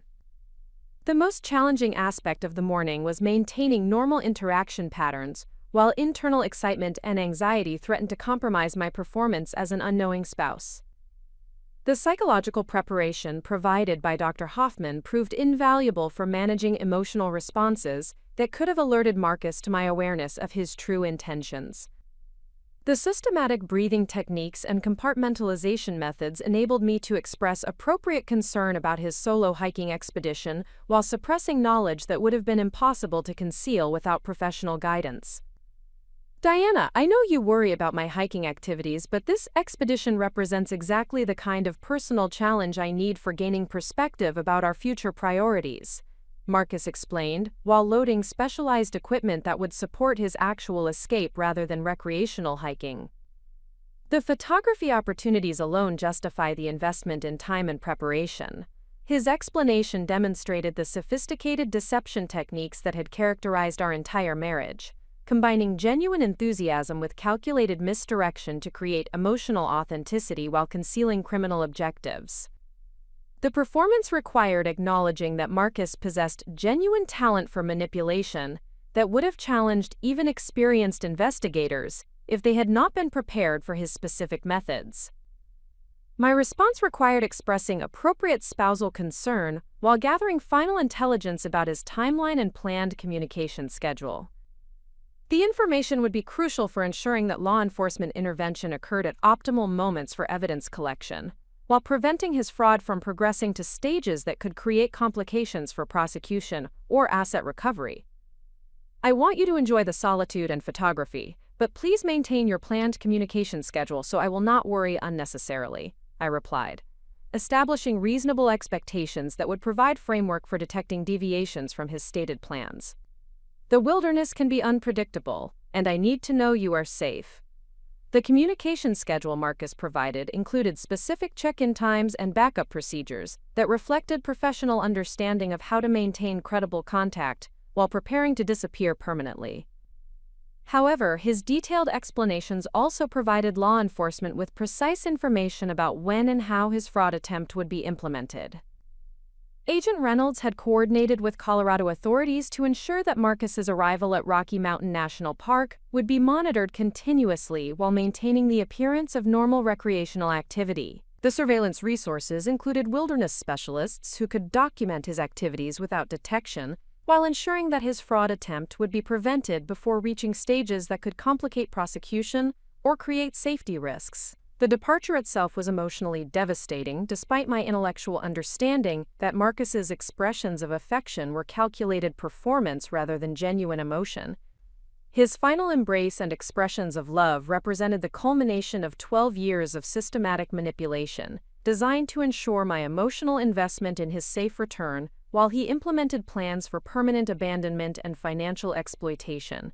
However, the knowledge that his manipulation would result in comprehensive criminal prosecution rather than successful fraud provided psychological foundation for enduring the immediate emotional pain while maintaining focus on justice objectives. The woman he was embracing represented his fundamental miscalculation about my capabilities and determination rather than the vulnerable victim he believed he was abandoning. The surveillance coordination phase began immediately after Marcus's departure, with Agent Reynolds providing regular updates about his travel progress, while Colorado authorities prepared for intervention when he attempted to implement his staged disappearance. The real-time intelligence provided confidence that every aspect of his fraud scheme was being documented, while ensuring that my safety remained the highest priority throughout the operation. The most significant development occurred Thursday afternoon when Colorado surveillance detected Marcus meeting with unknown associates at a remote location near his planned hiking area. The meeting involved transfer of additional equipment and final coordination of disappearance procedures that confirmed law enforcement predictions about the conspiracy's methods while providing additional evidence for prosecution purposes. Your husband's meeting with Torino's Colorado associates has provided exactly the evidence we needed to document the full scope of the criminal conspiracy, Agent Reynolds reported during our scheduled briefing. The coordination we observed confirms that his disappearance attempt will follow established patterns that we are prepared to intercept comprehensively.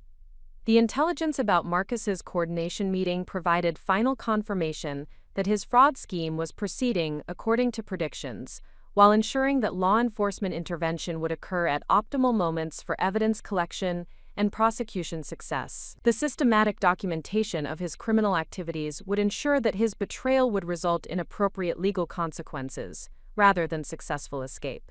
Friday morning brought the implementation phase when Marcus entered Rocky Mountain National Park to begin his staged hiking expedition. Colorado authorities maintained discreet surveillance while allowing him to proceed with initial activities that would establish his presence in the area and create foundation for his planned disappearance claim.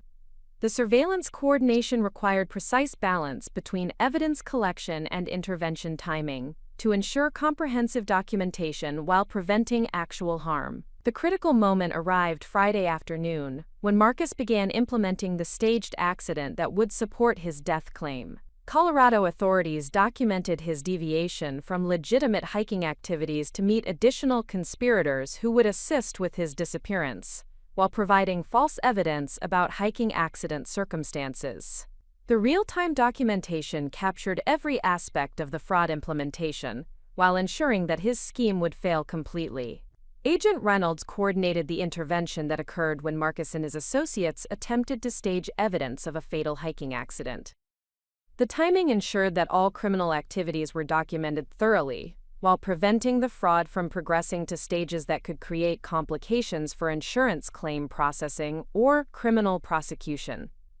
Mrs. Castellano, your husband and his associates have been arrested while attempting to implement insurance fraud that would have defrauded insurance companies of $800,000, while leaving you legally and financially responsible for debt obligations you did not create, Agent Reynolds reported immediately after the arrests. The evidence we gathered through your cooperation ensures that their criminal activities will result in comprehensive prosecution rather than successful fraud. The news of Marcus's arrest created emotional responses that combined relief, vindication, and profound sadness about the destruction of relationships that had defined my adult life. However, the knowledge that his manipulation had failed completely while contributing to broader justice objectives provided foundation for processing these emotions constructively rather than allowing them to create lasting psychological damage. The arrest also triggered asset forfeiture procedures that would recover funds Marcus had stolen while ensuring that his criminal activities would not generate lasting financial benefit. Victoria Chen from the FBI Asset Forfeiture Division confirmed that comprehensive financial recovery was possible because federal authorities had traced his financial manipulation activities and identified assets that could be returned to legitimate ownership. The most satisfying aspect of the confrontation outcome was recognition that Marcus's sophisticated manipulation techniques had ultimately failed because he had underestimated my analytical capabilities and determination. His assumption that I would remain ignorant about his criminal activities while cooperating unknowingly with his fraud scheme had enabled law enforcement to document his activities comprehensively while ensuring his prosecution for multiple criminal charges. The successful confrontation represented validation of the investigative approach I had developed, while demonstrating that systematic analysis and professional collaboration could overcome even sophisticated criminal manipulation. The woman Marcus had attempted to exploit and abandon had proven capable of ensuring accountability for his betrayal while contributing to justice objectives that would protect other potential victims. The transformation from victim to successful investigator represented personal growth that would provide foundation for rebuilding my life with authentic relationships and meaningful professional contributions. Marcus's scheme had indeed resulted in death, but the death was of my naive trust in manipulation rather than my capability for independence and success. The immediate aftermath of Marcus's arrest required navigating complex legal and financial procedures that would formally sever all connections to his criminal activities, while establishing my complete independence from the manipulation that had defined our marriage. Agent Reynolds coordinated with federal prosecutors to ensure that my cooperation with the investigation would be properly documented and protected, while Victoria Chen from the Asset Forfeiture Division began comprehensive procedures for recovering funds that Marcus had stolen through systematic financial manipulation. The legal separation process involved more than simply ending our marriage through conventional divorce proceedings. Federal prosecutors required detailed documentation of how Marcus's criminal activities had affected our joint financial obligations, property ownership, and legal responsibilities to ensure that I would not bear legal liability for debts and commitments that had been created through fraudulent activities. This documentation process provided opportunities to demonstrate the comprehensive nature of his deception while establishing clear legal boundaries between his criminal choices and my legitimate interests. Victoria Chen's financial investigation revealed that Marcus's theft of our joint resources had been more extensive than even my systematic analysis had uncovered. His manipulation of our financial accounts, unauthorized use of my electronic signatures, and creation of debt obligations in both our names represented criminal activities that totaled over $300,000 in direct financial damage. However, federal asset forfeiture procedures would enable recovery of most stolen funds while preventing Marcus from benefiting financially from his criminal activities. Mrs. Castellano, the systematic nature of your husband's financial manipulation creates clear legal framework for comprehensive asset recovery, because federal law recognizes that criminal activities cannot generate legitimate financial benefit for perpetrators, Victoria explained during our detailed financial review session. The evidence you gathered through your investigation provides documentation that will ensure successful recovery of funds while protecting you from legal liability for obligations created through fraudulent activities. The asset recovery process demonstrated practical benefits of my decision to conduct systematic investigation rather than simply confronting Marcus about suspicious activities. The detailed documentation I had gathered provided legal foundation for distinguishing between legitimate joint obligations and fraudulent debt creation, ensuring that my financial recovery would be comprehensive rather than partial. The most significant aspect of the legal separation was establishing complete independence from Marcus's continuing legal obligations as his criminal case proceeded through federal prosecution. The evidence of systematic manipulation and financial fraud provided clear legal basis for severing all financial connections, while ensuring that his prosecution would not create additional legal complications for my independent financial recovery. Federal prosecutors arranged for victim advocate services that would protect my interests throughout the criminal justice process, while ensuring that my cooperation with the investigation would be properly recognized and protected. Jennifer Martinez coordinated with federal victim assistance programs to provide ongoing support for managing legal procedures, financial recovery, and personal protection during the prosecution timeline. Your cooperation with this investigation has been crucial for exposing criminal activities that extend far beyond your individual case, Jennifer explained. Federal victim protection procedures will ensure that your interests are safeguarded throughout the prosecution, while providing resources for complete recovery from the manipulation and fraud you experienced. The victim protection services included ongoing psychological support, financial counseling, and legal assistance that would ensure my transition to independence would be supported by professional resources, rather than requiring me to navigate complex recovery procedures without guidance. These services represented recognition that sophisticated manipulation created recovery challenges that required specialized support for successful resolution. The immediate practical challenges of establishing independent living arrangements required careful coordination with federal authorities to ensure that my safety would be protected while Marcus's associates remained subject to ongoing criminal investigation. Detective Martinez arranged for enhanced security measures that would protect my residence and workplace, while allowing me to resume normal professional activities without compromising the broader investigation.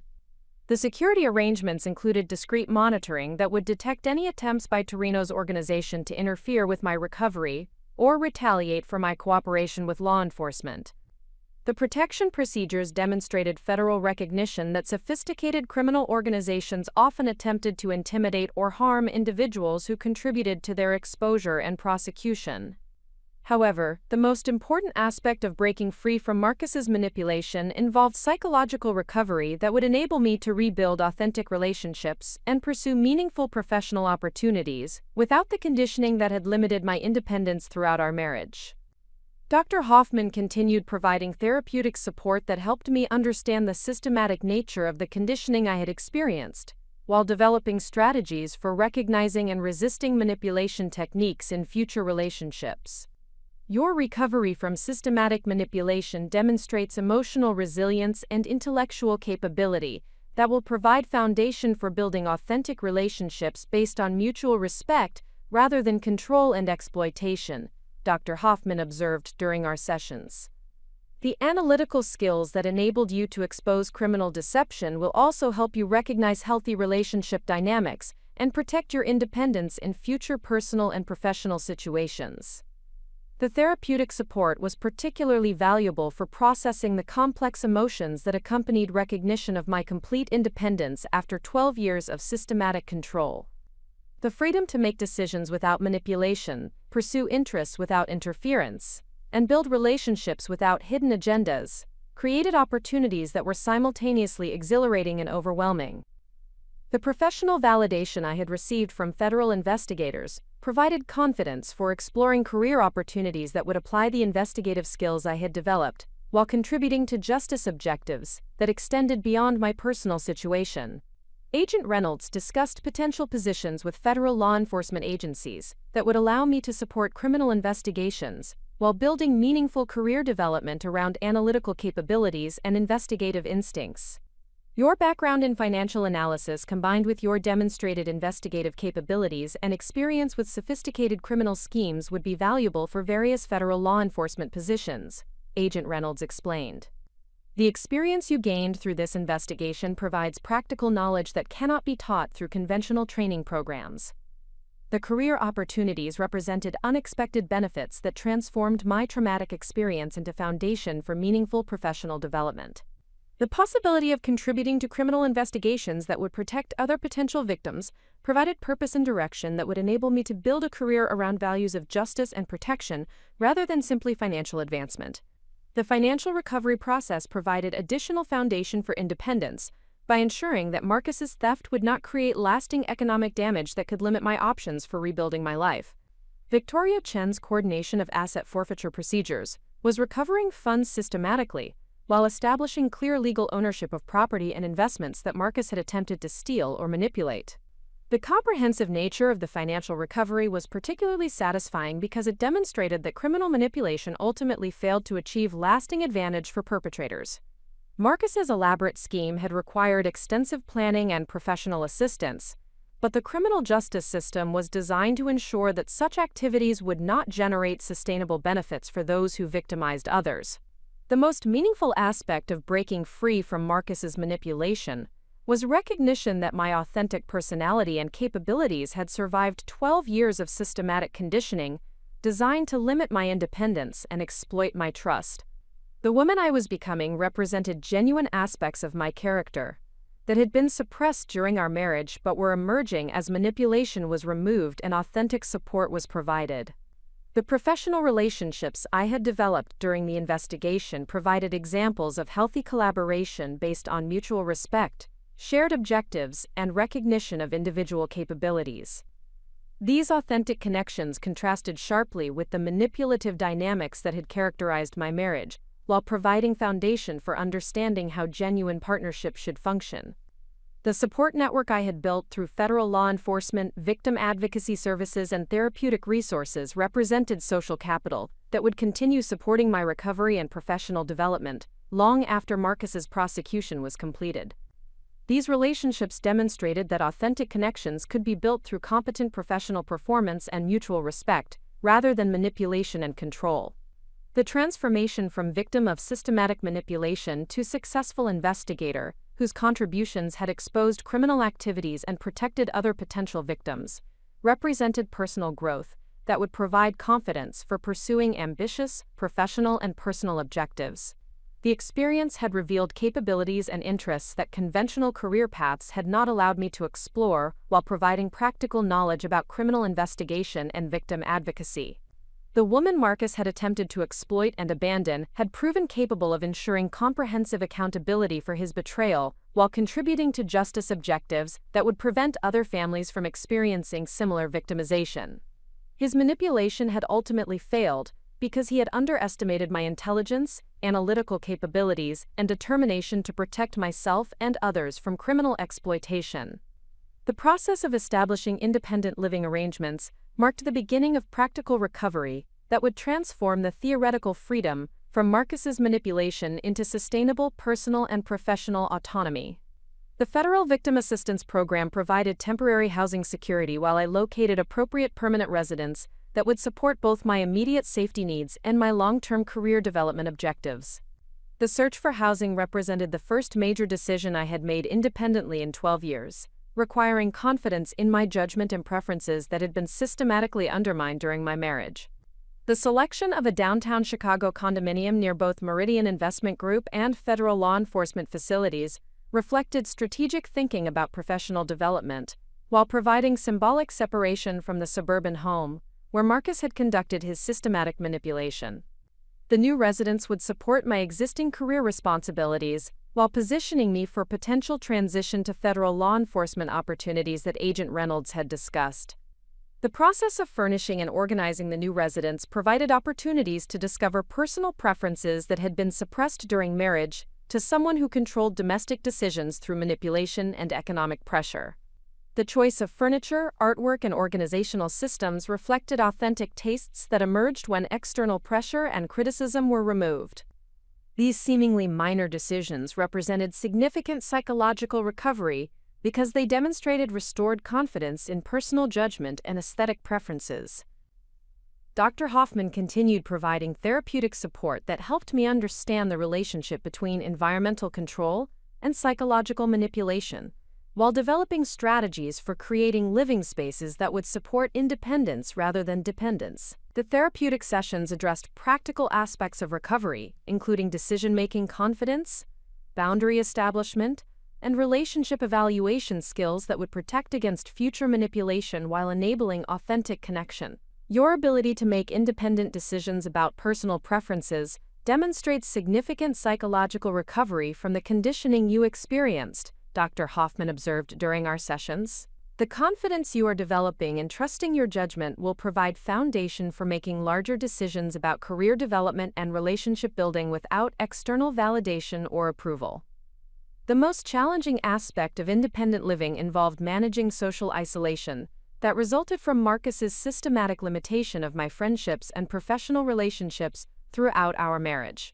The manipulation had been subtle but effective in creating dependence on his social connections, while discouraging independent relationship building that might have provided perspective about his controlling behavior. Up next, you've got 2 more standout stories right on your screen. If this one hit the mark, you won't want to pass these up. Just click and check them out. And don't forget to subscribe and turn on the notification bell so you don't miss any upload from us.